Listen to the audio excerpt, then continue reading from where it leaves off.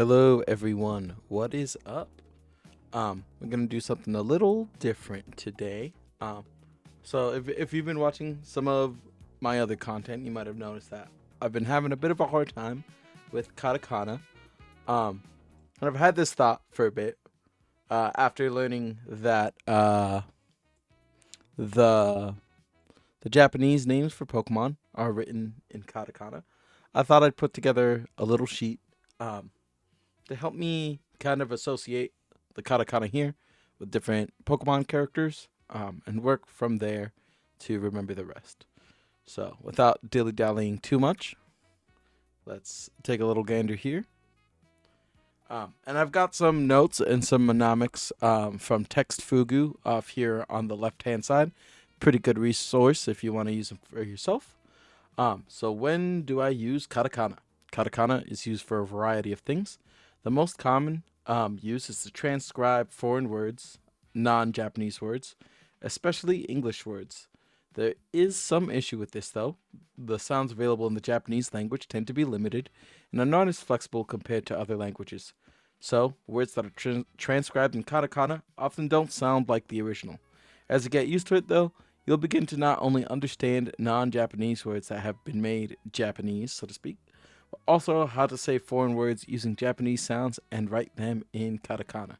Besides foreign words, katakana is often used for scientific words, animal names, many foods, especially animal and plant foods, are written in katakana as well, onomatopoeia, robot speech, as in you're writing out text for robots that are talking, or various stylistic purposes. There are other smaller use cases as well, but those will be the main ones aside from foreign words, which will be 80% of the use cases. So if we look over here, we'll see how things are kind of structured here. If you've gone through hiragana already, they're more or less the same sounds here, but we've got this set of a, I, u, e, o, and then vertically, we have the other consonant variants of that. So a, ka, sa, ta, na, ha, ma, ya, ra, wa, and being its own kind of exception here. Note that doesn't have a trailing vowel sound at the end, but iki, shi, ukusu, eke, se, oko, so, you get the idea. So we'll go through one Pokemon whose name includes one of these characters. For the most part, they'll start with those characters, but there'll be a few exceptions here. But going back to this kind of logic here, um, most Pokemon are animals. A lot of them include puns that are based off of English words or foreign words. So they're always written in katakana. I can't think of any exceptions to this. Um, so let's get going there. So our first friend here, Arigetsu, opens with this here. And the katakana for is, well, and if you kind of tilt your head a little bit, you can visualize a letter A within this to help remind you that that's an A. So as in arigetsu. Next we have E. You can think of it as an eagle standing there based off of this image. You can see its legs and its back. It's also used in the Japanese name for onyx, iwaku, which I believe has some rock connotations here. He's a rock snake after all. Um, so iwaku for E, usoki for our friend Sadawodo. Now uso in Japanese means to lie, and I believe this key has connotations with rocks as well. So you can think of him as a liar rock, if you would, which is perfect for this little guy. Uh, the katakana looks like it's hiragana counterpart for u, which kind of in and of itself looks a bit like a u. I've also seen this described as resembling a unicorn to get that u sound drilled in there as well. So u as in usoki. And then e, um, you can think of it as like an I beam to kind of communicate the sound that this is making here. Um, or you can think of engineer or elevator. It also notes. So we get that nice little eye shape. And here we see that also for like a electrical sounding thing for Erebu for Electabuzz. E O as in Omunaito. Um, Here we see this O representing a man with his mouth open. That's an opera singer. Think of this tail kind of as the cape here, maybe a tendril for Omanite as well. But you get a nice crisp O sound out of that. Omunaito. Ka, we got Kame Ikusu, or Big Man Blastoise, as you may know him. Um, Looks like it's hiragana equivalent here as well, but it's missing a little extra line up top. But nice hard ka sound on this fella, like our nice hard boys shell, if you would. This one's pretty similar in English. Kiatapi, for Caterpie. Um, this key kind of looks like a key in and of itself. This is how I tend to remember this as well. You can think of this as the little prongs coming after that key. Kiatapi for key. Kurabu for ku. Here we can just see this described as resembling a cook's hat, or maybe a caterpie's claw in and of itself, whatever works for you. English we have crabby. The original is just plain crab. Kurabu. Keken Kani for Ke. Street Fighter fans might know that Ken in and of itself has connotations for fists or punching. So we've got this punch crab, if you would. Kani means crab. Ken Kani. And this is you can think of this as a K if you get a little abstract with it. Ke for Ke for Ke. Korata. Now, ko in and of itself usually refers to children. So this is a child rat, if you would. And here we see that's made up of two 90-degree corners. So you can use those corners to help remember that this is ko. Sa. Here we have Sando. That's Sanshu's name, excuse me. I believe Sand/slash is Sanpan, which if you're pan being bread and you're associating sand with sandwiches, things get a little interesting there. Here we can see this associated with sardine or salmon. We've got a smaller fish and a bigger fish on a skewer here. And in Japanese, fish or salmon is sakana. So there we go. Here we have shi. You could think of, I've always thought of it as kind of looking like a smiley face. And this girl here, well, she has a weird face, if you would. Same pronunciation as English word she. So here we have a sea dragon. We've got sea fish. So this is she dora. Not too different from the English name for Seadra. And here's another one that's pretty consistent across. This is going to be Su. So here we have this little Superman mock-up disembodied super suit. But in this case, we have Sutami. And if you'll see here, there are these lines, and that's going to indicate that you want to elongate that vowel sound here in their katakana name. So this would be Sutami. You put that together, you get Starmie. Sutami. Here we've got se as in celebi or serebi in the katakana. Looks pretty similar to its hiragana equivalent, if you've seen that before, which I always think kind of looks like a weird like farm animal. Got these little horns there, but that's neither here or there. Se as in serebi. This one took a little digging to find someone to fit, but here we've got English Ceruledge, who is Soul Burezu, or Soul Blades, if you would, a little Soul Calibur man, but also blaze like a fire. Pretty creative. So the mnemonic here, we can think of this related to sewing. So we've got a needle and thread coming down here for soul. Next, we have ta. Now, the Japanese for egg is tamago, as in a tamagotchi, if you're familiar with those. So naturally, execute kind of repeats that motif a little bit. Tama tama, or eggy egg, if you would. Um, so here we can see kites are also called tako in Japanese. So here we've got a kite flying a taco. Looks exactly like a giant taco flying high in the sky, according to this. Tacos are all the rage these days. Ta, as in tamatama. Chi, as in chikorita. Uh, our English name doesn't really do anything too weird with this.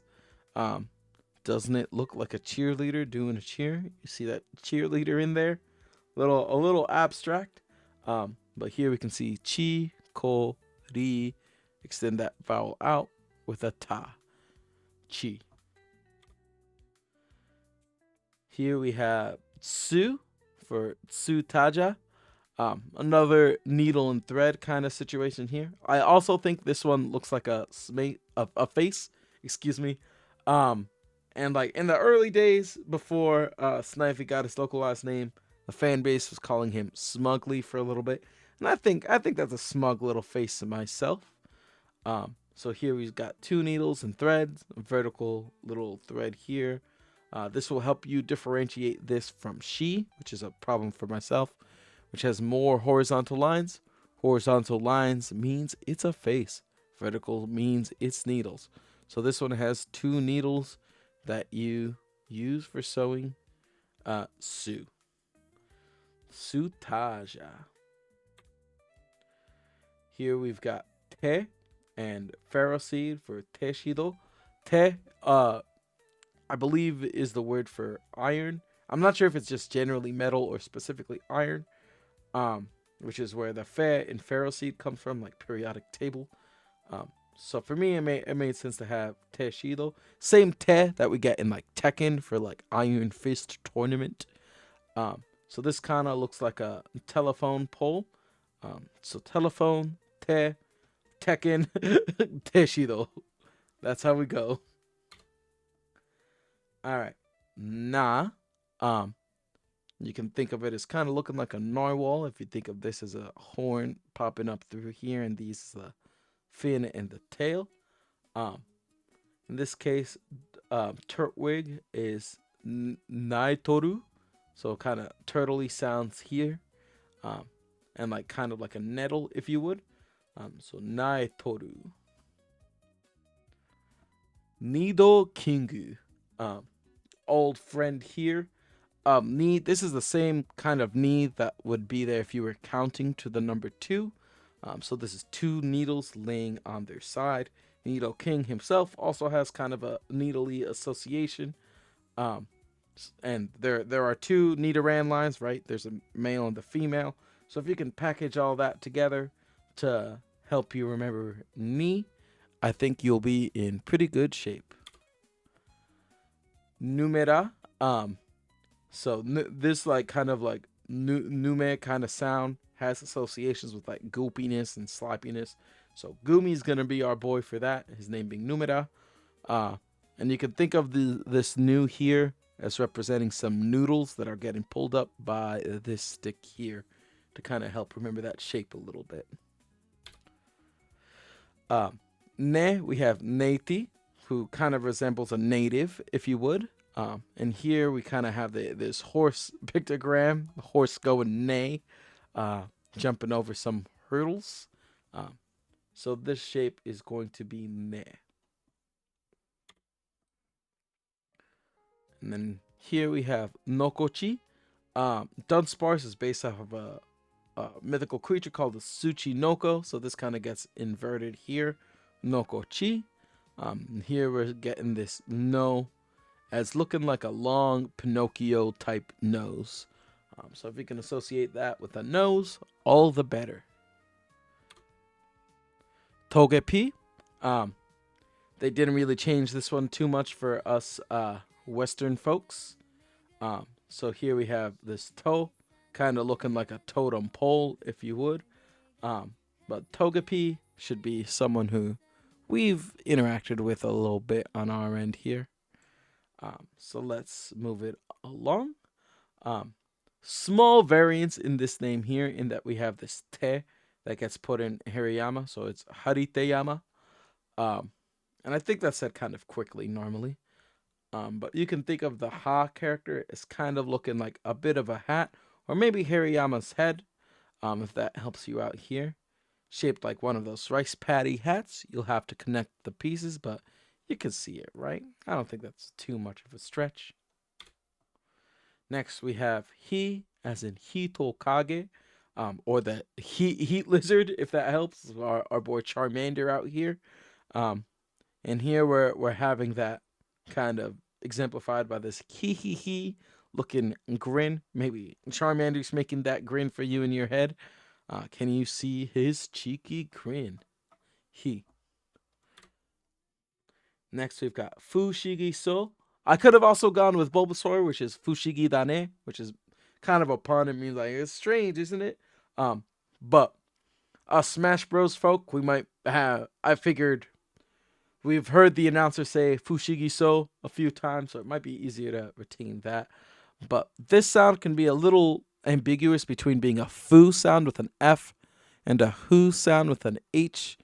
So sometimes somewhere in between, like a Hu, like my name, Raphael, I tend to break out as Rafu. But anyway, here we can see this demonstrated as looking like a flag. Hooray for the flag, the triangular shape. Ooh, how wonderful.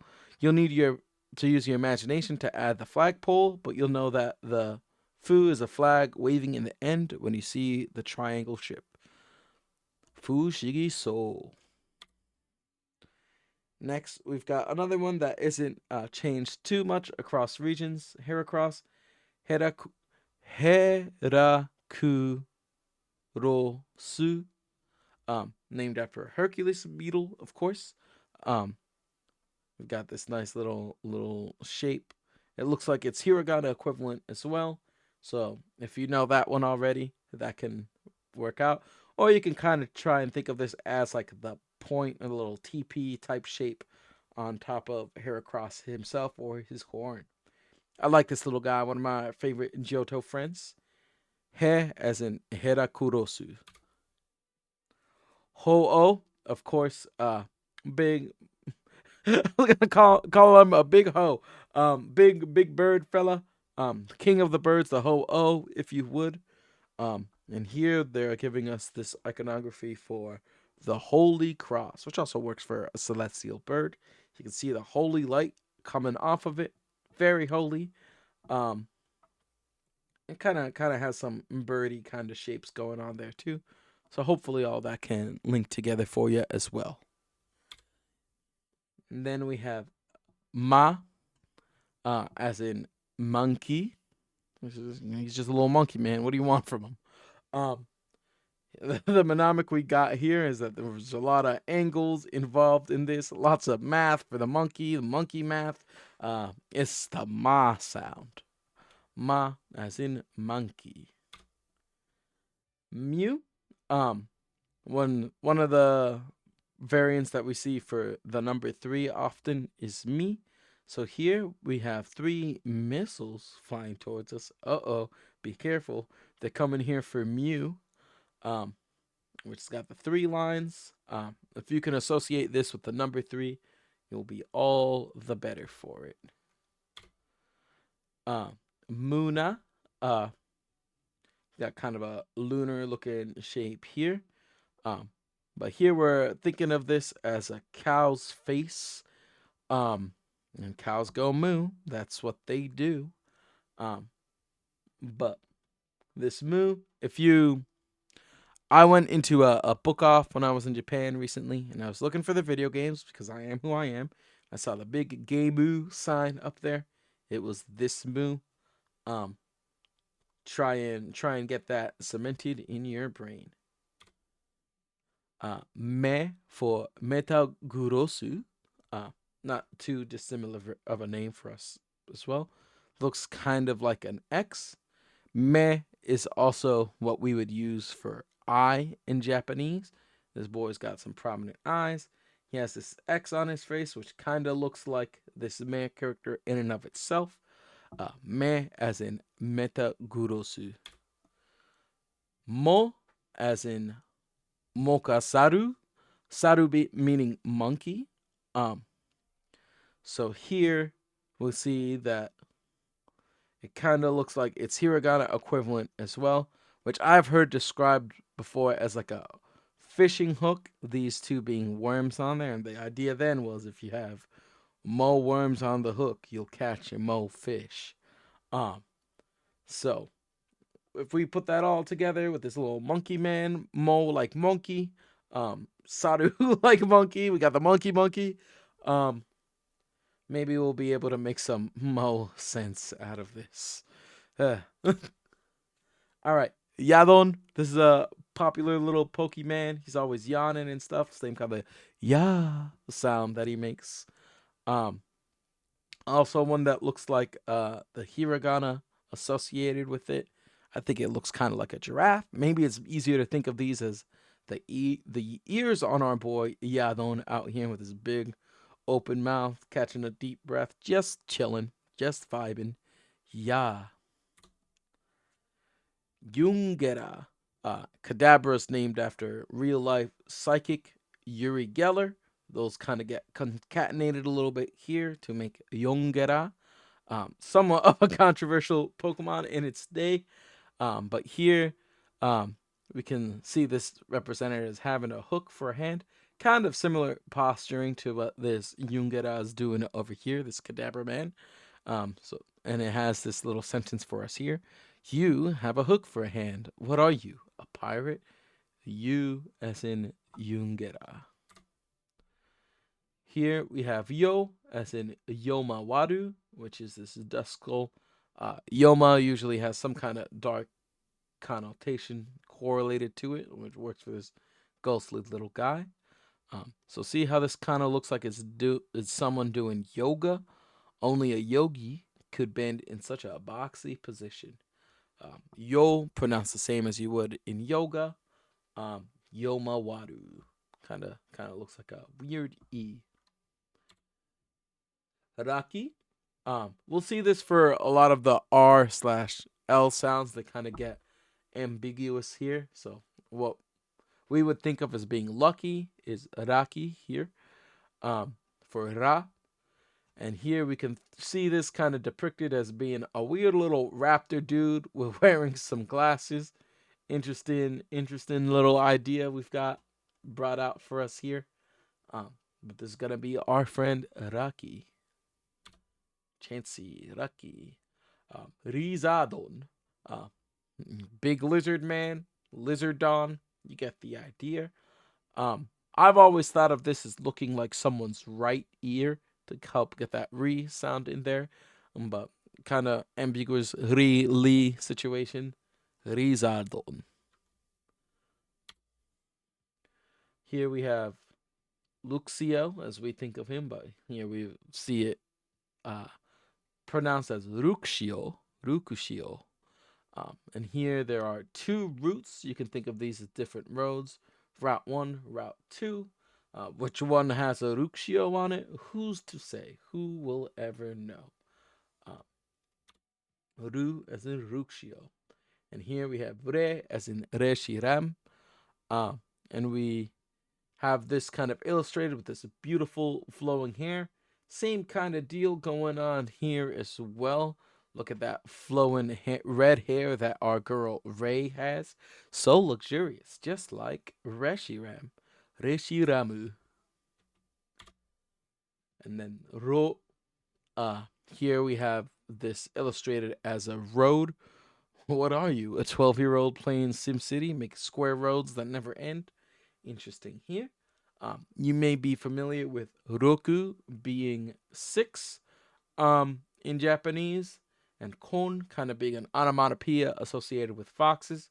Put those together, you've got yourself a six-tailed fox. Rokon. Ro. Wani noko for totodile. Wani means alligator in and of itself, and we've got that same ko kind of situation denoting a child, which is why where we get like a toddler crocodile for totodile in English. But here we can see this kind of question mark shape associated with it. When you ask a question, that's why this is a question mark, you often begin your question with the word what. What are you doing? What are you wearing? What are you not wearing? Very interesting imagery here. But here we've got our little Wani fella. Wanin Koko. Or excuse me, Wani Noko. I used to have one nicknamed Wanin Coco as a boy. Irrelevant. Don't think about that. Just think about this Waluigi type Wa. And this Wo sees very seldom usage. Um, its hiragana equivalent is usually used as a grammatical article, or particle. Particle is probably the better way to think of it. Um, but used usually with like kind of archaic things here. So we don't even actually have a Pokemon that starts with this character, but we have one that's got it in it with Silverwing. So this is Shiwo Hauhane.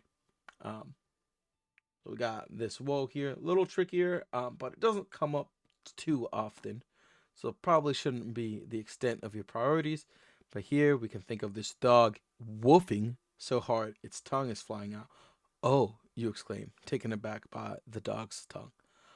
Often for the hiragana associated with this, um, it would be written as wo but pronounced as o. So you'll see both come up here within this mnemonic to help associate the ideas together. And then similarly, there is not actually a Pokemon name that begins with the character, but you see a lot on the ending of things. No, it also doesn't have like a trailing vowel sound on it. It's just a conclusive sound at the end. So, do you remember who she is? Kind of think of it as a cyclops smiling at you. Two little dashes are more horizontal than vertical. For chops of snow, it's a face. So what about It's a man who only has one eye. But why only one eye, you ask? I don't know. Uh, yeah, we got kind of that cyclops motif here. See it a lot around the end of Pokemon names, but that would otherwise be it for this little hiragana set that we've got cooking. Thank you so much for taking the time to listen to me babble, and you have yourself a wonderful rest of your night.